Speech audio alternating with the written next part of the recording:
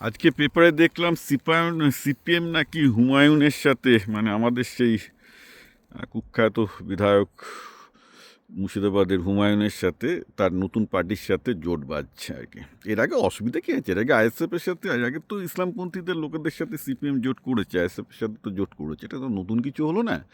কিন্তু এখানে একটা প্রশ্ন উঠে যাচ্ছে, প্রশ্ন উঠছে এই যে আমি বারবার করে বলেছি, এবং আমি এটাও বলছি যে বামপন্থী যেসব আজকে যে সাপোর্টার 3 থেকে 5% পড়ে আছে না, আমার দেখে খুব খারাপ লাগে যে একসময় বাংলার সবচেয়ে ভালো ভালো ছেলেরা, মেধাবী ছেলেরা বামপন্থী হতো। আর আজকে যেসব লোকজন বামপন্থী পশ্চিমবঙ্গে দেখবেন, আমার এইসব পোস্টে এইসব মন্তব্য থেকে বুঝতে পারবেন এদের আইকিউ লেভেল 40 কম, মানে আইকিউ লেভেল 80 হচ্ছে মিনিমাম চলাফেরার জন্য লাগে আর কি, 40ও আইকিউ নেই আর কি। তো কেন আমি বলছি যে দেখুন, একটা ব্যাপারটা হচ্ছে কি, একটা যে কোনো গণতন্ত্রে বামপন্থী ফোর্স লাগে। বামপন্থী মানে কি, যে যারা পাওয়ার স্ট্রাকচারের বিরুদ্ধে, পাওয়ার তো পচে যায়, কারণ ক্ষমতায় যেই বসে সেই পচে যায়, এটাই ক্ষমতার ধর্ম। তো সেই পচনটা যাতে আসতে হয়, পচন হবেই, পচনটা যাতে আস্তে আস্তে হয়, যাতে স্টিল মানুষ একটু স্বাচ্ছন্দ্য পায় ওই ক্ষমতার পচনের মধ্যে, তার জন্য বামপন্থীদের লাগে, যারা একটু ক্ষমতার বিরোধিতা করবে। তো পশ্চিমবঙ্গে শিক্ষার তো নষ্ট হয়ে গেল, স্বাস্থ্যে ব্যাঙ্গালোর ছুটছে, খুব খারাপ অবস্থা লোকজনের। এই তো এত কিছু আন্দোলন করার এতগুলো স্কোপ ছিল, কিন্তু বামপন্থী সেটা কোথায়? কোথাও নেই, শুধুমাত্র ফেসবুকে আছে আর আমাকে গালাগাল দেওয়ার জন্য আছে। এই তো এদের অবস্থা, তাও সেই মানে প্রচণ্ড লো আইকিউ লেভেলের, লো নলেজেবল স্টাফ আর কি। তো যে কোনো একটা ফাংশনিং ডেমোক্রেসিতে যদি বামপন্থীদের পার্সেন্টেজ 20%-এর কাছাকাছি থাকে, সেটা খুব ভালো। খুব বেশি হয়ে গেলে ব্যবসা করতে পারবেন না, আর খুব কম হয়ে গেলে ব্যবসার উৎপাদে আপনি থাকতে পারবেন না। This are the truth of the democracy. এগুলো হচ্ছে ডেমোক্রেসির মানে বিরল সত্য আর কি, মানে নিখাত সত্য।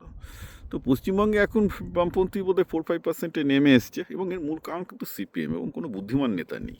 তাহলে আজকে হুমায়ুনের মতো নেতা, যে কিনা হিন্দুদের ভাগীরথীতে কেটে ভাসিয়ে দেওয়ার কথা বলে, তার সাথে এদেরকে হাত মেলাতে হচ্ছে, মানে একটা উগ্র ইসলামপন্থী নেতাদের সাথে। এর আগেও তারা করেছে, আইএসএফের সাথে হাত মিলিয়েছে। তো এইরকম পতন হলে কে বামপন্থায় আকৃষ্ট হবে আপনি বলুন তো? যেখানে এরা কিন্তু এদের 5%টাকে 20-30%-এ নিয়ে যেতে পারতো, যদি শিক্ষা নিয়ে, স্বাস্থ্য নিয়ে ঠিকঠাক আন্দোলন করতো, আন্দোলন করার মতো লোক থাকতো, বুদ্ধি থাকতো, মেধা থাকতো। কিছুই তো নেই এদের মধ্যে এখন। যে সিপিএমের নেতাগুলো আছে, শতরূপ ঘোষ, মীনাক্ষী, আমি এদের দেখলাম আর রীতিমতো হাসি পায়। কোনো চিন্তা নেই, মগজে কোনো বুদ্ধি নেই। আরে ভাই, বুদ্ধি ছাড়া পৃথিবীতে কিছু হয় না, ওকে? এবং আমি ডেফিনেটলি চাই যে পশ্চিমবঙ্গে বামপন্থীরা 20% ভোট পাক, কিন্তু এইসব অবাং টাইপের পাবলিক নেতা, নেতৃত্ব, স্ট্র্যাটেজি যদি থাকে, তো তাহলে এরা কী করে পাবে? এবং আবার বলছি, একটা ডেমোক্রেসিতে বামপন্থীদের 5% ভোট পাওয়া খুব ক্ষতিকর।